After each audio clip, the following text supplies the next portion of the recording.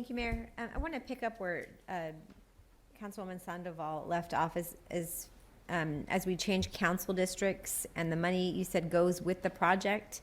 Is there a way to equalize or reimburse the loss of money from the former council district? Well, that'd be the policy conversation for the council to decide. The rationale behind that was, if you go to the city's website, you can see 5 years out the relative IMP plan. Now it changes once a year. We work to adjust it, but presumably, for example, the neighborhood knows that Elm Street is on the FY25 IMP, and so if Elm Street changed from one district to the other, we still have a score issue. So, but I mean, if the council's got other ideas, we thought that was probably the fairest way. I know it potentially has impacts on the council allocation, but the council allocation under the new score, or the way we're doing it, is based on the streets that were anticipated to be worked on it. But there's always a little bit of flex room because that plan gets amended annually based on need. Thank you. I appreciate that.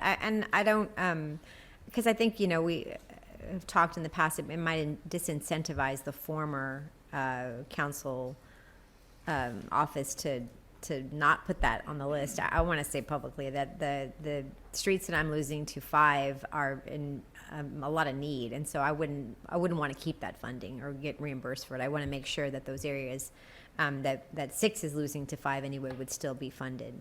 I was just curious if we could recoup that at some point, but that's okay if we don't. Okay. I want to just mention quickly, I do support the VIA funding also. I think we need to support our mass transit as much as possible. And I do appreciate the guardrail repair program that actually happened in a few times in my district where people were asking for it to be repaired, and we figured out that the city doesn't actually do that, right? So, but we do now, so thank you for that. I am curious about how often street ratings are adjusted, how often they're assessed. Can you tell me that? Is it once a year or? Councilwoman, we do one every 3 years. Why not every year? Because not much really change every year. And it's very costly. It cost us $1 million to survey all of our streets. We have 4,200 miles of the roadway. We do one every 3 years. That we do it more often to ensure we're allocating the funds as the roads are deteriorating, but in 3 years, there's not much difference? We could, when we are calculating, we know the deterioration. We have a formula we include. But really, if we spend $1 million, we are not going to get much from that survey than we did last year.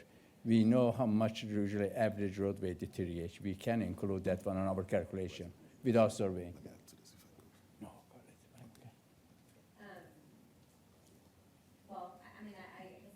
Dig a little deeper in that with you. It seems 3 years, a lot can happen to a road in 3 years with rain and heat and all this weather we're having. But we can take it offline. Okay. A while back, my team and I were block walking in an area to see if they wanted sidewalks. I thought they would definitely want sidewalks, but I thought better of it and decided to go talk with them in their neighborhoods. We knocked on doors, and to my surprise, they didn't want a sidewalk.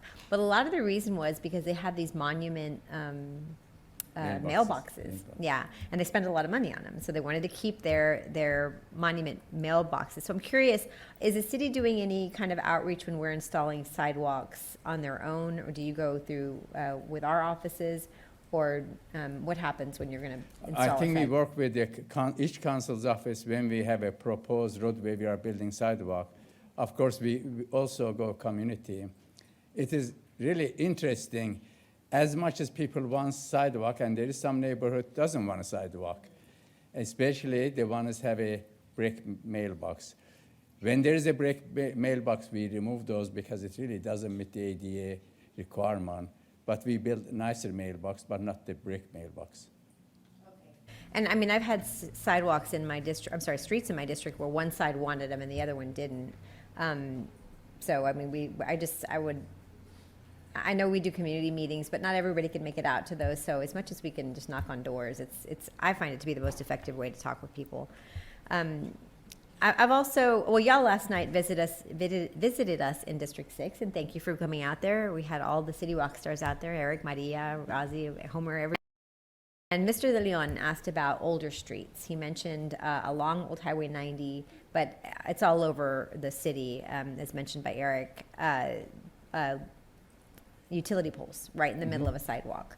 So does that, if we're redoing a sidewalk to make it more ADA compliant because you're not able to move a wheelchair or around a pole and there's just not enough space, does that fall under sidewalk repair?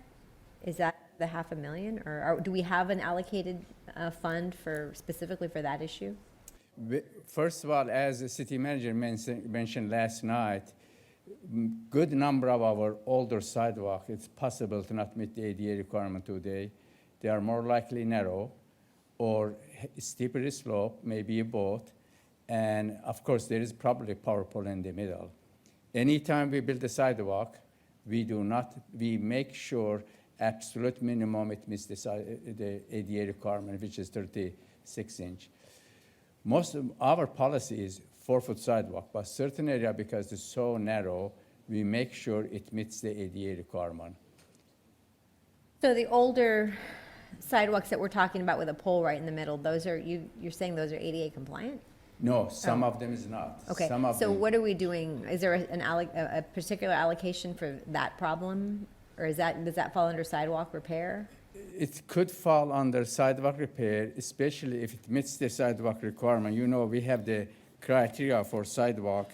Pedestrian safety is the concern, is schools, transit route, arterial roadway, is zero car hold house, and hill facility. If it meets any of those, we work with the council's office to redo some of those sidewalk. Okay. But our funding, 21 million, most of the time goes for the area doesn't have sidewalk. The other area that there's potential funding, if it's a street that's in the bond program, when the street is redone, it includes the sidewalks. So there's another part of that. But as Mr. De Leon pointed out, and that's the second time he's pointed it out to us in your district, those places where there's a pole in the middle of the sidewalk, and you know that's happened over the last couple of decades, and making sure that, especially if we're going to touch that street, we got to fix that, because it doesn't make any darn sense. Is there an assessment of sidewalks the way we do streets? I'm Like sorry? Is there an assessment, like a 3-year or annual assessment of sidewalks, the way y'all do it for streets? We have also, as much as we have a payment condition index for roadway, we also have a payment condition for the sidewalk. As city manager mentioned, whenever we do the roadway, if there is no sidewalk or the existing sidewalk doesn't meet the requirement, we do the sidewalk also. Part of paid by the roadway, paid by SMP, not the 21 million from sidewalk. Okay, thank you, Razi. I'm going to shift over to parks, and thank you for the presentation, Homer. Of course, you know, District 6, our city, really loves our parks, our green spaces, and I look forward to the updates specifically for us at the Darner facility. We're looking forward to our regional park.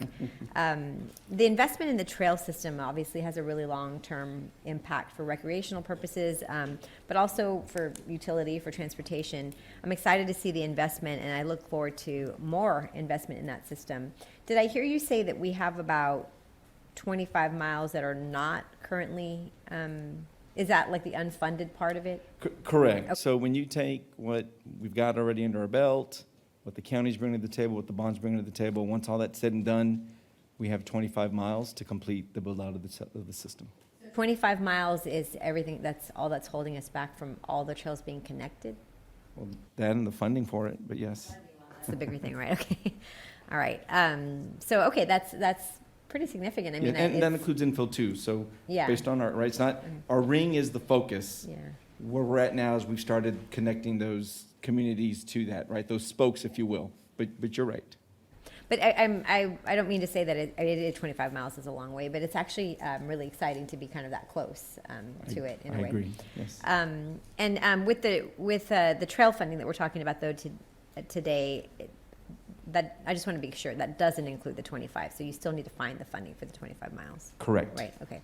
I'm a little confused about the school parks. Okay. I know we have, in District 6, we have Northside and we have Edgewood. I'm not sure if you've been able to talk with them, but normally with the school districts, the grounds are fenced off, and so you can't use them. You can't use the park-like facilities, the playgrounds or the Correct. ball fields or whatever. So is that what this program is, kind of opening those up to the community? Yes, exploring that. And, we are constantly in dialogue, making that effort. But schools are been focused on getting and bridging the gap, right, with COVID and still operating that environment. But you're correct, and we're going to continue that effort.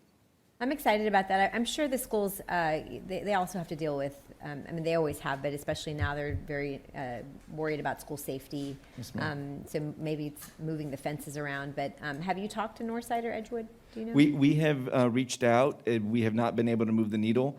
We do have a dedicated team.